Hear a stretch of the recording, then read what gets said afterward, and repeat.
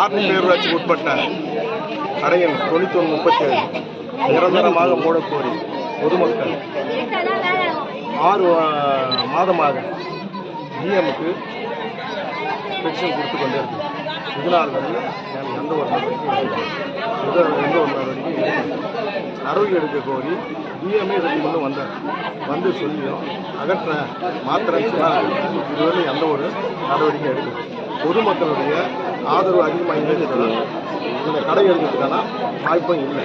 அது மட்டும் இல்லாமல் நீங்கள் பப்ளிக் பாதிக்கப்படுறதோடு இல்லாமல் மகளிர் பள்ளியில் இருப்பதனால் 10 மணியிலிருந்து 5 மணி வரை மகளிர் மாணவர்கள் அனைவரும் சென்று வந்து கொண்டிருக்கிறார். அவர்கள் குடித்துவிட்டு பெண்களையும்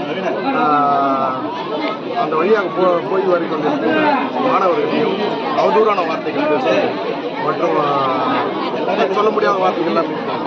அதனால் உடனடியாக இந்த 9137 கடையை உடனடியாக அகற்றி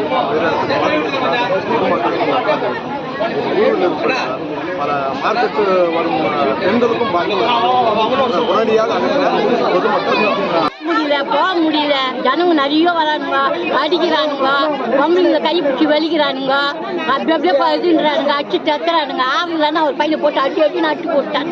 இங்க நேற்று என்ன கேட்டாலும் நாங்கள் உள்ள போயிட்டு போனா எல்லாம் போயிட்டு போய் தெரியாத வந்து அடிக்க வர்றானுங்க. வீட்டு உள்ள பூந்து பொம்பளைங்க நாங்கள் என்ன பண்ணுறதுங்க சார்? பொம்பளைங்க நாங்கள் என்ன பண்ணுவோம்?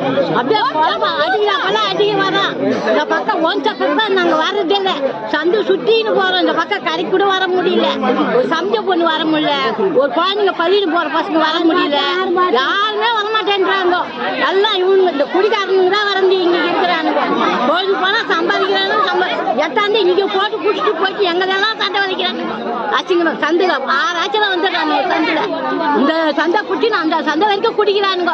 கேட்டா உன் சந்தா மாதிரி உன் இடமாமான்னு கேட்கறானுங்க.